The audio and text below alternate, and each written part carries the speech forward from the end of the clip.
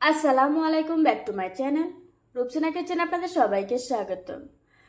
আলু পুরি তো আমরা অনেক খেয়েছি। আজকে চলুন একটু ভিন্নভাবে আলু পুরি তৈরি করি। এটা বানানো খুবই সহজ। আমি একদম সহজ করে দেখানোর চেষ্টা করেছি। চলুন তাহলে দেখে নেওয়া যাক। প্রথমে একটা বাটিতে নিয়ে নিচ্ছি 1 কাপ ময়দা, দিয়ে দিচ্ছি স্বাদ মতো লবণ, দিচ্ছি 1.5 টেবিল চামচ রান্নার তেল, দিয়ে দিচ্ছি 1/4 চা চামচ কালো জিরা। এবার আমি সবগুলো উপকরণ খুব ভালোভাবে মিশিয়ে নেব। কিছুক্ষণ মিশিয়ে নেওয়ার পর এভাবে হাত দিয়ে মুঠ করলে যদি দলা পেকে যায় তাহলে বুঝতে হবে আপনার মাখানোটা হয়ে গিয়েছে। এবার অল্প অল্প পানি দিয়ে একটা ডো তৈরি করে নেব। পানিটা একবারে দেওয়া যাবে না, অল্প অল্প দিতে হবে আর মেশাতে হবে। পানিটা অবশ্যই হালকা কুসুম গরম পানি দিতে হবে। আমার ডোটা তৈরি করা হয়ে গিয়েছে। এখন আমি ঢাকনা দিয়ে ঢেকে ডোটাকে 10 মিনিটের জন্য রেস্টে রেখে দেব। এইভাবে আমি আলুর পুর তৈরি করে নেব। তার জন্য চুলায় একটি প্যান বসিয়ে দিয়ে দিচ্ছি 1 টেবিল চামচ রান্নার তেল, 1/2 চা চামচ দিয়ে দিচ্ছি পাঁচফোড়ন, 1 চা চামচ দিয়ে দিচ্ছি আদা রসুন কুচি। এগুলিকে একটু নেড়ে চেড়ে দিয়ে দিচ্ছি কিউব করে কেটে রাখা পেঁয়াজ। এখানে আমি ছোট সাইজের একটা পেঁয়াজ নিয়েছি। এবার আমি পেঁয়াজটাকে হালকা ব্রাউন কালার করে ভেজে নেব। পেঁয়াজটা যখন হালকা ব্রাউন কালার হয়ে গিয়েছে ওই পর্যায়ে দিয়ে দিচ্ছি আগে থেকে ম্যাশ করে রাখা আলু। এখানে আমি বড় সাইজের একটা আলু ম্যাশ করে নিয়েছিলাম। এবার আমি গুঁড়া মশলাগুলি অ্যাড করব। দিয়ে দিচ্ছি 1/4 চা চামচ লাল মরিচের গুঁড়া, 1/4 চা চামচ দিয়ে দিচ্ছি হলুদ গুঁড়া, দিয়ে দিচ্ছি 1/4 চা চামচ জিরার গুঁড়া, তারপর দিয়ে দিচ্ছি 1/4 চা চামচ ধনিয়ার গুঁড়া, দিচ্ছি স্বাদ মতো লবণ। এখন এগুলিকে নেড়ে ছেড়ে কিছুক্ষণ রান্না করে নেব।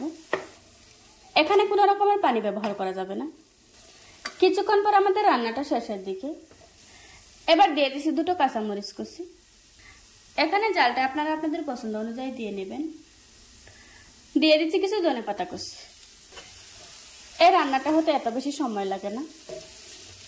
এখন একটু নেড়ে ছেড়ে চুলা থেকে নামিয়ে নেব। আমাদের আলুর পুরটা রান্না করা হয়ে গিয়েছে। ফিরে এলাম 10 মিনিট পর।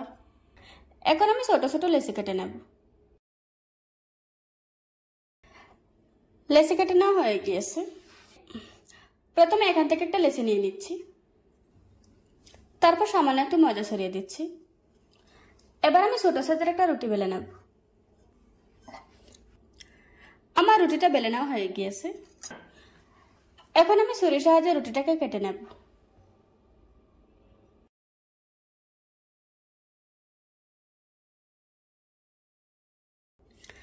আমার রুটিটা কেটে নেওয়া হয়ে গিয়েছে। এখন আমি রুটিটাকে একটা সাইডে রেখে দেব। রুটিটা আমি পরবর্তী সময় ব্যবহার করব। আগে থেকে বানিয়ে রাখা রুটিটা নিয়ে নিচ্ছি, তারপর মাছ বরাবর আলুর পুর দিয়ে দিচ্ছি। এখন আমি পুরোটা রুটির সাইডে পানি লাগিয়ে নেব। এটা আঠার কাজ করবে। খুব ভালোভাবে পানিটা লাগিয়ে নিতে হবে। পানি লাগানো হয়ে গিয়েছে। এখন আমি আগে থেকে কেটে রাখা রুটিটা উপরে দিয়ে দিচ্ছি আর এভাবে করে হাত দিয়ে চেপে দিচ্ছি। এখন একটা গ্লাসের সাহায্যে রুটিটাকে কেটে নেব। কেটে নেওয়া হয়ে গিয়েছে। এভাবে করে আজকে আমি সবগুলি পুরি বানিয়ে নেব। পুরিগুলি ভাজার জন্য চুলায় একটি কড়াই বসিয়ে পরিমাণ মতো তেল দিয়ে দিয়েছি। এখন আমি তেলটাকে হালকা গরম করে নেব। তেলটা গরম হয়ে গিয়েছে। এবার আমি গরম তেলের উপর নাস্তাগুলি ছেড়ে দিচ্ছি। সবগুলি ছেড়ে দেওয়ার পর চুলার আঁচ মিডিয়ামে রেখে উল্টিয়ে পাল্টিয়ে পুরিগুলিকে খুব ভালোভাবে ভেজে নেব। কিছুক্ষণ ভেজে নেওয়ার পর এখন খুব সুন্দর একটা কালার এসেছে।